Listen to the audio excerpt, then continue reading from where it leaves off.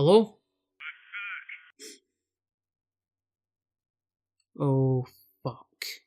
What's up, everybody? And this is Vanquish X, and today I'm bringing you guys my review of John Wick Chapter 2. Now, before we get into the goods and bads and all that kind of stuff, I absolutely love the first one. The first one's one of my absolute favourite films. Just everything about it, from the choreography and the cinematography, the martial arts, the gunfighting, the car fighting, just some scenes like the nightclub scene where it's all chill out music, and he's just going about popping everybody off, blood going everywhere, when the music's just, a calming nature, and everybody's dying around him. I absolutely love that scene. So when Chapter 2 got announced, I went mental. I jump around with joy. I could not wait to see it because I just wanted more John Wick. 'Cause the first one's just so good. And the story of John Wick Chapter 2 is one where I want to be as vague as possible because the trailers and everything around the film haven't showed you anything. It's absolutely really good that they've done that. It's just a great way to advertise a film without showing much. So going in and seeing it without seeing much of it, with having an open mind, a blank slate, is the best way about it. But to give you guys a kind of brief thing, if you want to know about it, is that John Wick is pulled back into this world in a way that he can't control. He's kind of forced, he can't get out of it. It's a thing he must absolutely do. And there's just, amazing action, backstabbing, twists and turns, a bunch of cool things, awesome John Wick moments. That's kind of as much as I can give you guys without ruining anything. Go see it without reading notices or anything about that. Just go see it as blank as possible, because that's the best way to do it for this film, because it's just such a big surprise with one of the things that goes on. It's just great to see it without knowing much. And the thing that this film done much better than the first one for me was the world building. You see so much more of this world of John Wick and the assassins than you ever did or ever thought you would see, because the first one, all we got was the Continental, the little hotel where, certain rules apply, and they stay in there in between missions, they can get their equipment, get patched up by doctors, just everything they need, but kind of in a safe house, a safe haven for them. But we got teased to so much more, and this film gives you that. It's just great to see this world unravel in front of your eyes, just to see how deep this kind of modern day Assassin's Creed goes into society and all that stuff. And it's quite surprising, and they haven't been caught yet, because the amount of stuff they're into, the amount of things they're in amongst is just amazing, because we see how things work, like contracts, how favours are brought in, how their currency works, how power shifts between clans, if you will, because you had the Russians in the first film, you've got the Italians in this one, and there's just so many things to think that are out there, and it shows out, and just to see how in the fight for power, how things happen, how people take control of areas, and just everything about it. And that's why I'm hoping for a Chapter 3 or that rumoured prequel TV show, just to get more information and just to see how things work in this world, and just how far it goes, how deep into society it is, when it all started, why it all started, and just how it is all contained. It's just great seeing that. That's one of the best things about this film, and this kind of slows the film down, but in a good way, because there's a lot of sit-down moments, a lot of face-to-face moments, just between two characters getting business done, talking about things, talking about contracts, deals, and all that stuff. It does slow the film down and make it a bit longer, but it is a good thing. It shows off a lot more, and just a lot of character development, just bigs up other big moments in the film, when the build up between these characters, when these slow down moments happen. Just a really nice thing to see, and that's the best thing about this film, is the world building, and I just hope for more. And the way they bring him back into this world in this film is probably the smartest choice they could have done. You don't have as big as an emotional connection in this film, because they can't keep killing stuff, they can't keep killing dogs, other pets, just anybody that's important to him in his life.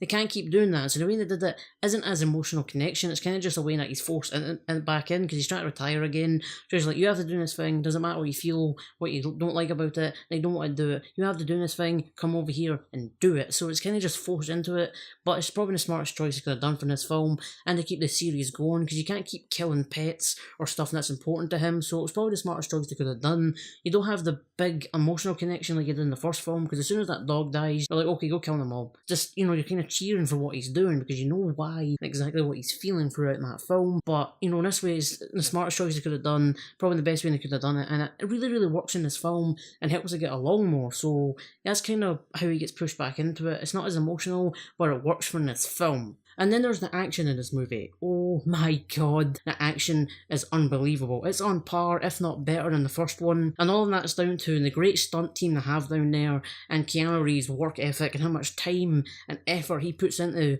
to become this character. He is John Wick. He has become John Wick, and you can see that in behind the scenes thing when he's getting trained how to fight, which he couldn't do. You know, he barely knew anything, and they trained him from the ground up. You see gun work when he's on gun ranges and stuff, the driving, and it's just all him in the film, and that's an amazing thing to see. And it's unbelievable what he learned all this stuff, because every punch, every kick, every flip around of a guy, every gunshot, every car turn, it's all him, and it's just great to see that. And that there's still an actor out there to this day that does stuff like that, because that's a thing that is very low nowadays. Not a lot of actors doing that, do a lot of their own stuff, and seeing him do all the things, and you know that it's him, is just great. And seeing that kind of action again was amazing, because the first one was just so fresh and new, and holy crap, this is awesome. Just the way they did things when the camera angles, because you can see everything. The camera is really brought out, so you can see every punch, every kick, every flip, every gunshot, every stabbing, just everything. And that's a thing that's not very much used in this day and age in action movies, because there's a lot of fast action, a lot of really close camera angles where you can hardly see anything, but you can see everything in the first one and in this movie, and they've probably even upped the ante when up the parkour elements, just the classic stunt work. It's just really, really good. It's just the action is unbelievable, and what he does in this film is just sick. There's so much stuff, and you're like, oh god. It just shows how much you can do with so little, and how much pain and damage you can do. When the first one, it's like, oh my jeez, because the stuff's just so surprising. But this one's a lot of moments, because it's just what he does with small things, small pieces of equipment, just everyday objects and offices or whatever that he kills people with. It's just so unbelievable, but it's just great seeing this kind of action again. And I hope they make more movies in the studio, just do their hard work, do their awesome action, their filming, their cinematography, and just do more stuff like this, because the action in this is great. There's a lot of old callbacks to old martial arts, old stunt work, old classic stunt teams when they did everything themselves. Not a lot of green screen or wires or anything, just a lot of classic stuff. But people would get hurt, and you feel that in this movie, that it's real and it's actually happening. That's just really, really good in this day and age of movies.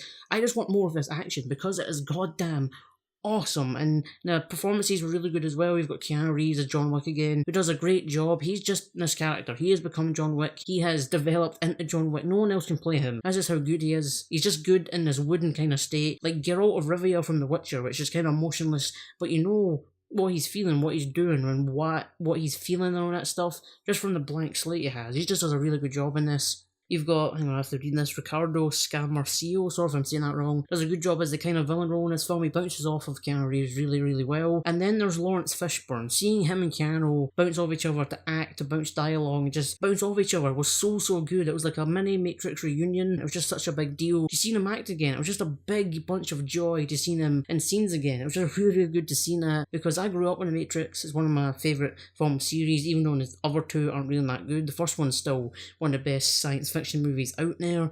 Just seeing them act together was just amazing. It was such a big deal for me, and this film was just great. Please go see it and support it so you can get a chapter 3 or a TV show, just showing that we want more of that.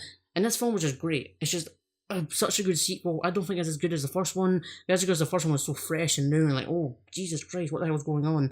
All this is really, really good, and it was the big surprise when you saw it, and it continues that, but I think the first one was just better because it was the first one, but it's still an amazing sequel and an amazing film. It was a really good second round in this, so please give me chapter 3, but for all of this, I'm going to give John Wick chapter 2 a quality. It's just a really good follow-up. It's not as good, it's not bad or shit, it's just a perfect follow-up and shows more of this world, more of John Wick, just more of this Assassin's Order and how deep and big it is in society. It's just a really, really good film. Please go see it and support this, because they did such a good job. So I'm going to leave this review here, guys. If you like this video, rock it with that like button. Leave a comment down below and tell me your thoughts on John Wick chapter 2, if you've seen it, what you liked, didn't like, what you want from a chapter 3 or in that TV show, whatever you feel like talking about John Wick chapter 2, leave that all down below. And also, don't forget to subscribe, as it does really, really help me out, guys. So thank you guys so much for watching and for your support. I love you guys, and stay tuned for the next video.